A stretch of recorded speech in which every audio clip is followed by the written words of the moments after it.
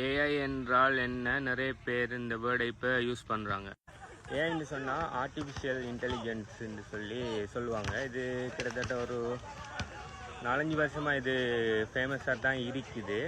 ஆனால் இது நிறைய பேருக்கு தெரியலை. இது கொஞ்சம் அட்வான்ஸான ஆட்களுக்கு, கோடிங் எக்ஸ்பர்ட்ஸுக்கு தான் ஒரு ஹேண்ட்ஸ் ஆனாக இருந்துச்சு கொஞ்சம் காலமாக. ஆனால் இப்போ இந்த வருஷம் 2023 ஜனவரி ஃபெப்ரவரி பீரியடில் அதுக்கு முதல் நினைக்கிறேன் ChatGPTன்னு சொல்லி ஒரு விஷயம் ஒன்று கடுமையாக ஃபேமஸ் ஆகினிக்கு. நிறைய பேர் நீங்கள் கேள்விப்பட்டிருப்பீங்க. அப்படி கேள்விப்படாத ஆட்களுக்கு சொல்கிறேன். ChatGPTன்னு சொன்னால் ஒரு ஏஐ மாடல் உண்டு. ஓகே, அது ஃப்ரீ தான். அவங்களோட பெய்ட் வெர்ஷனும் இருக்குது. Free ChatGPT 3.5 free, ChatGPT 4.0 paid version. அதுக்கு மந்த்லி நீங்கள் $20 பே பண்ணணும். நான் பெய்ட் வெர்ஷன் தான் பாவிக்கிறேன். எந்த பிஸ்னஸுக்கு அது நிறைய யூஸ் ஆகுதுன்னு சொல்லி அதை நான் பாவிக்கிறேன். நீங்கள் ஃப்ரீ வெர்ஷன் கூட பாவிக்கலாம்.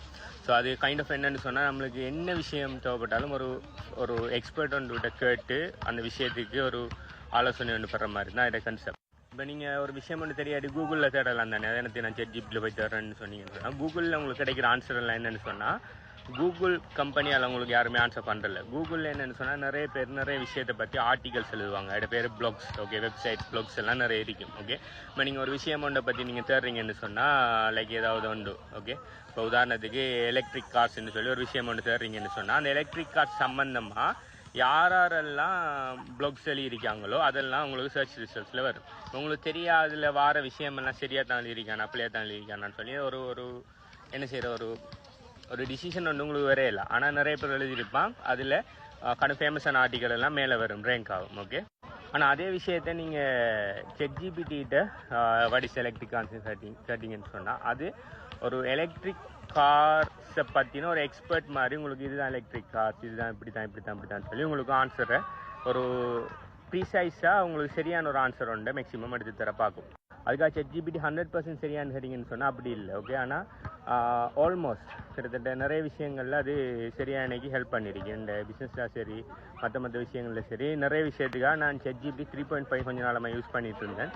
அதுக்கு பிறகு ChatGPT 4.0 கொண்டு வந்தாங்க. அதை நான் கம்பேர் பண்ணி பார்க்கும்போது ChatGPT 3.5 விட 4.0 கடும் பெஸ்ட்டாக இருந்துச்சு. நிறைய விஷயங்களில் இதை விட ChatGPT 3.5 விட பயங்கரமான அக்யூரேட்டாக இருந்துச்சு.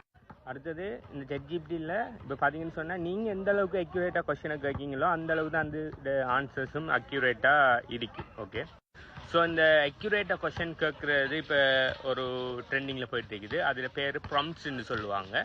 ஸோ அந்த ப்ராம்ப்ட்ஸையே நிறைய பேர் எப்படி அக்யூரேட்டாக கேள்வி கேட்கணுங்கிற அந்த ப்ராம்ப்ட்ஸையே நிறைய பேர் என்ன பண்ணாங்கன்னு சொன்னால் விற்காங்க. எப்படி இதை கேட்கணும், அதே மாதிரி இதை எப்படி இது செய்யணும்னு சொல்லி.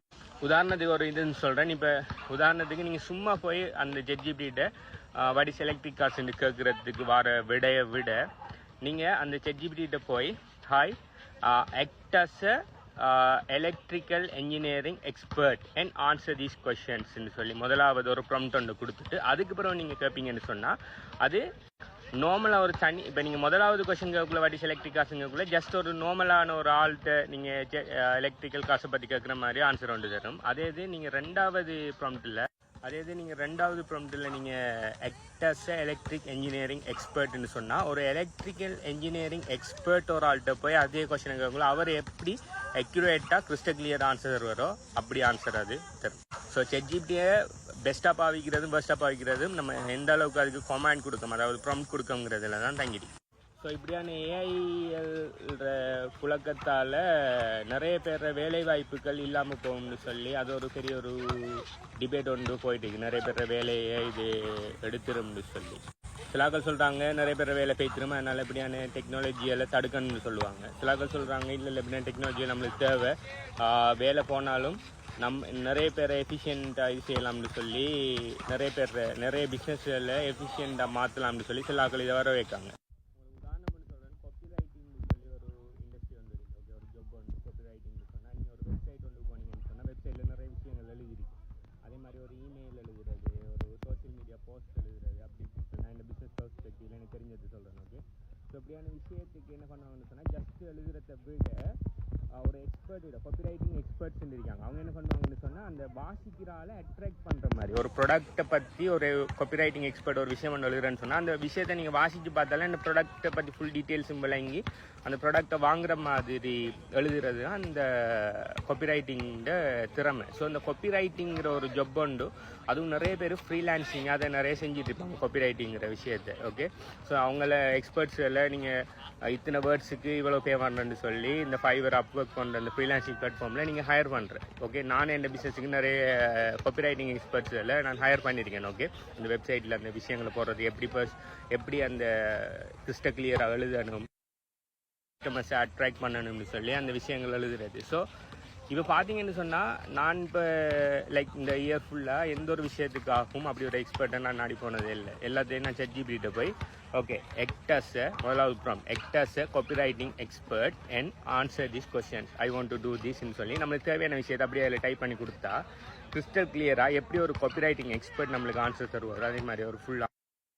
ஸோ இந்த உதாரணத்துலேருந்து மட்டும் எடுத்தீங்கன்னு சொன்னால் இன்னும் ஒரு 1 year 2 yearsல ஆல்ரெடி நிறைய பேருக்கு வேலை போயிட்டு. ஓகே, இன்னொரு 1 or 2 yearsல காப்பிரைட்டிங்னு சொல்லி ஒரு ஜப் ஒன்றுக்கு ஒரு ஆளை நம்ம பர்சனலாக ஒரு மனிதரை போய் நம்ம சந்திக்க மாட்டோம். எல்லாத்தையுமே ChatGPT தான் அது ஃப்ரீயாக நம்மளுக்கு கிடைக்கும். என்னத்துக்கு நம்ம $5 $10 $20 $50 கொடுத்து நம்ம காப்பிரைட்டிங் எக்ஸ்பர்ட் ஹையர் பண்ணணும், யோசிச்சு பாருங்க.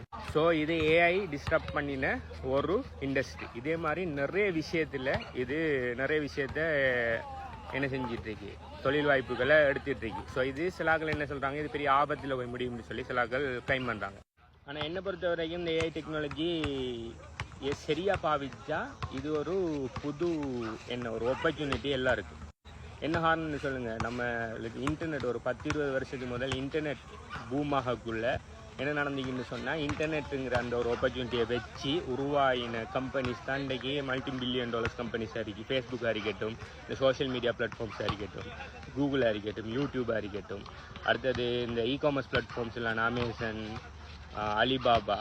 ஸோ இதெல்லாம் இந்த இன்டர்நெட் பூமாகக்குள்ள இந்த இன்டர்நெட் ஒரு ஆப்பர்ச்சுனிட்டியாக பாவிச்சு உருவான கம்பெனிஸ் தான் இது. ஓகே, ஸோ அதால் அப்படி ஒரு இண்டஸ்ட்ரி உருவாயினதால் இன்றைக்கு எத்தனையோ லட்சம் கோடி பேருக்கு தொழில் வாய்ப்பு உருவாயிருக்கு. ஓகே, இப்போ இது ஒரு தொழிலில் இது இல்லாமாக்கினாலும் இன்னொரு தொழிலுக்கான ஒரு ஆப்பர்ச்சுனிட்டி உண்டு இந்த AI இண்டஸ்ட்ரி எதிர்காலத்தில் கொடுக்கும்னு சொல்லி எந்த பிலீவ்.